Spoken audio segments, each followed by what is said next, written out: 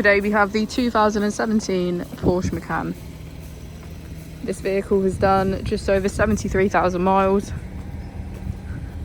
It has a diesel fuel type and an automatic PDK transmission. To the left of our steering wheel, we have cruise control and voice control as features. On our screen we can access navigation, apps, car,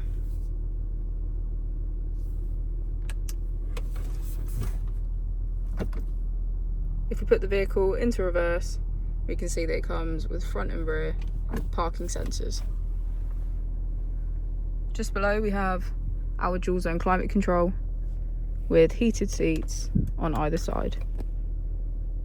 We can also switch between sport mode and off-road. As we go to the back of the vehicle, we can see that all of our seats have a black leather trim.